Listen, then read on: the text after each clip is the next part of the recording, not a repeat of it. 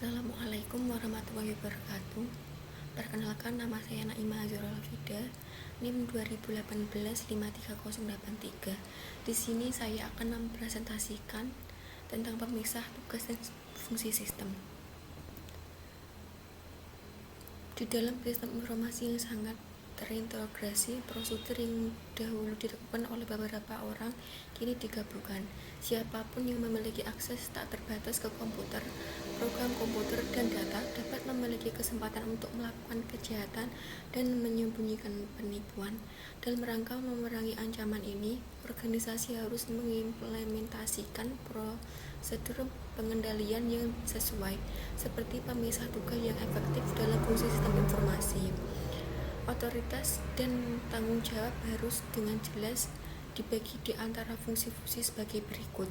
Yang pertama yaitu administrasi sistem, yang kedua manajemen jaringan, yang ketiga manajemen pengaman, yang keempat manajemen perubahan, yang kelima memakai, yang keenam analisis sistem, yang ketujuh pemrograman, yang kedelapan operasi komputer, yang ke-9 perpustakaan sistem informasi, dan yang terakhir yaitu yang ke-10 pengendalian data. Merupakan hal yang penting untuk diketahui bahwa orang-orang yang melakukan fungsi-fungsi ini haruslah orang-orang yang berbeda. Mengizinkan seseorang untuk melakukan 2 atau lebih pekerjaan akan menghadapkan perusahaan pada kemungkinan terjadi penipuan. Bagaimana keamanan akses secara fisik dapat dicapai? Yang pertama yaitu tempatkan perlengkapan komputer di ruang terkunci dan batasi akses hanya untuk personel yang memiliki otoritas saja. Yang kedua, memiliki hanya 1 atau 2 jalan masuk ke ruang komputer. Yang ketiga, meminta ID pegawai yang sesuai, meminta pengunjung untuk menandatangani sebuah daftar tamu ketika mereka memasang dan meninggalkan lokasi. Yang terakhir, gunakan sistem alarm keamanan. Bagaimana keamanan akses fisik dapat dicapai? Antara lain yaitu batasi akses atas saluran telepon pribadi dan tidak terdeteksi, atau atas terminal dan PC yang memiliki otoritas. Pasang kunci ke PC dan peralatan komputer lainnya. Batasi akses ke program, data, dan perlengkapan offline. Tempatkan hardware dan komponen penting sistem lainnya jauh dari bahan berbahaya atau mudah terbakar. Pasang detektor asap dan api serta pemadam kebakaran. Tidak merusak perlengkapan komputer. Para pemakai harus diizinkan untuk hanya mengakses data yang diotoritaskan pada mereka, dan mereka hanya melaksanakan fungsi tertentu yang diotoritaskan pada mereka. Apa sajakah pengendalian atas akses secara logis itu? Yang pertama, password. Yang kedua, identitas melalui kepemilikan fisik, identifikasi biometris, dan yang terakhir, uji kesesuaian. Banyak kebijakan dan prosedur untuk pengendalian komputer utama dapat diaplikasikan untuk perjanjian PC. Pengendalian berikut ini juga merupakan pengendalian yang penting. Yang pertama, latihan pemakai mengenai pengendalian yang berkaitan dengan PC serta arti pentingnya. Yang kedua, batasi akses dengan menggunakan di PC, dan apabila mungkin buatlah kebijakan dan prosedur. PC yang mudah dibawa tidak boleh disimpan dalam mobil. Simpanlah data yang sensitif dalam lingkungan yang seaman mungkin. Install software yang secara otomatis akan mematikan terminal atau komputer yang termasuk dalam jaringan setelah tidak digunakan dalam waktu yang telah ditentukan. Buatlah cadangan hard drive secara teratur. Enkripsi atau lindungi file dengan password. Buatlah dinding pelindungan di sekitar sistem operasi. Memastikan bahwa PC harus dibuat dalam pengaman, dan lain sebagainya. Pengendalian internet dan e-commerce. Berikut ini adalah alasan-alasan mengapa perhatian harus diberikan ketika menjalankan bisnis melalui internet. Yang pertama, ukuran dan kompleks internet sangat besar. Internet menawarkan variabilitas yang sangat besar dalam hal kualitas, kompatibilitas, kelengkapan, dan stabilitas produk dan pelayanan jaringan. Yang ketiga, akses pesan ke yang lain. Yang keempat, banyak website yang pengamannya. Yang terakhir, hacker tertarik pada internet. Pengendalian internet dan e-commerce. Beberapa pengendalian efektif dapat digunakan untuk mengamankan kegiatan internet, seperti password, teknologi enkripsi, prosedur verifikasi routing. Pengendalian internet dan e-commerce. Pengendalian lain adalah dengan cara memasang firewall, hardware, dan software yang mengendalikan komunikasi antara jaringan internal perusahaan yang kadang-kadang disebut sebagai jaringan yang dipercaya dan jaringan luar atau jaringan yang tidak dipercaya. Firewall adalah pembatas antara jaringan yang menghalangi keluar masuknya informasi yang tidak diinginkan dalam jaringan yang dipercaya. Amplop elektronik dapat melindungi email. Keterpeliharaan. Dua kategori pengendalian yang membantu memastikan keterpeliharaan sistem adalah: yang pertama, pengambilan proyek dan pengendalian akuisisi. Yang kedua, perubahan pengendalian manajemen. Pengembangan proyek dan pengendalian akuisisi. Pengembangan proyek dan pengendalian akuisisi mencakup elemen-elemen utama berikut ini: rencana utama strategis, yang kedua pengendalian proyek, yang ketiga jadwal pemrosesan data, yang keempat pengukuran kinerja sistem, dan yang terakhir peninjauan secara implementasi. Perubahan pengendalian manajemen. Perubahan pengendalian manajemen mencakup hal-hal sebagai berikut. Yang pertama, peninjauan secara berkala terhadap semua sistem untuk mengetahui perubahan yang dibutuhkan. Semua permintaan disertakan dalam format yang baku.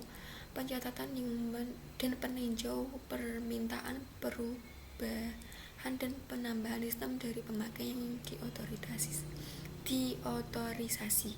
Yang terakhir, penilaian dampak perubahan diinginkan terhadap tujuan, kebijakan, dan standar kendalian sistem. Perubahan pengendalian manajemen antara lain pengategorian dan penyusunan semua perubahan dengan menggunakan prioritas yang ditetapkan, implementasi prosedur khusus untuk mengatasi hal-hal yang mendadak. Yang ketiga, mengkomunikasi semua perubahan ke manajemen, permintaan, peninjauan, pengawasan, dan persetujuan dari manajemen TI terhadap semua perubahan hardware, software, dan tanggung jawab pribadi. Yang terakhir yaitu penugasan tanggung jawab khusus semua yang terlibat dalam perubahan dan diawasi kerja mereka. Perubahan pengendalian manajemen. Yang pertama, pengontrolan hak akses sistem untuk menghindari akses data dan sistem yang tidak memiliki otorisasi. Yang kedua, memastikan bahwa semua perubahan melewati semua langkah yang sesuai. Yang ketiga, pengujian semua perubahan hardware infrastruktur. Memastikan adanya rencana untuk melindungi semua perubahan sistem yang kriterianya untuk menjaga kemungkinan adanya sistem yang bekerja atau tidak berjalan dengan baik, dan lain sebagainya. Selanjutnya yaitu integritas. Perubahan rancang pengendalian umum untuk memastikan bahwa lingkungan pengendalian berdasarkan komputer dari organisasi stabil dan dikelola dengan baik. Pengendalian aplikasi adalah untuk melindungi, mendeteksi, dan mengoreksi kesalahan dalam transaksi ketika mengalir melalui berbagai tahap dalam program pemrosesan data. Integritas atau pengendalian sumber data. Perubahan harus membentuk prosedur pengendalian untuk memastikan bahwa semua dokumen untuk memiliki otoritas, akurat, lengkap, jelas, dan masuk dalam sistem atau dikirim ke tujuan dengan tepat waktu. Pengendalian data sumber berikut ini Integrasi input.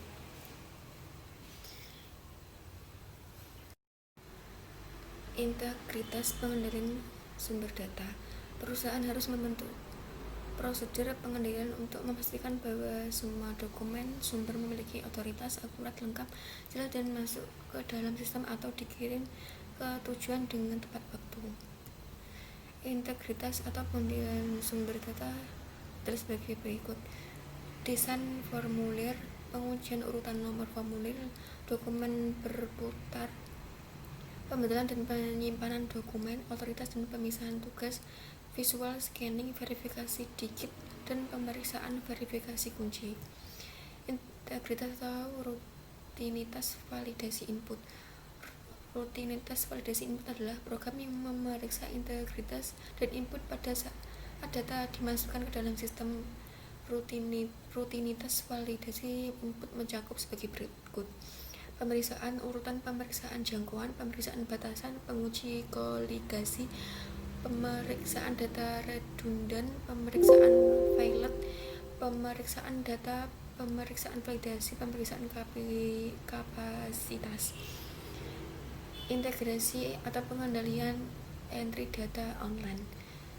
Sasaran dari pengendalian entry data online adalah untuk memastikan integritas data transaksi yang dimasukkan dari terminal online dan PC dengan mengurangi kesalahan dan penghilangan. Integritas pengendalian entry data online. Yang pertama, pemeriksaan pilot, batasan, jangkauan, kalkulasi tanda, validasi, dan data yang redundan. Yang kedua, nomor ID pemakai, pengujian kompatibilitas. Jika memungkinkan, sistem harus memasukkan data transaksi secara otomatis. Pemberitahuan formatan, pengujian kelengkapan, verifikasi close loop, catatan transaksi, pesan kesalahan, data yang dibutuhkan untuk mereprot dokumen entry data online hanya disimpan sepenuhnya untuk mementingkan persyaratan legal. Pemrosesan dan penyimpanan data. Pengendalian umum yang membantu mempertahankan integritas pemrosesan data dan penyimpanan data adalah sebagai berikut: kebijakan dan prosedur fungsi pengendalian data, prosedur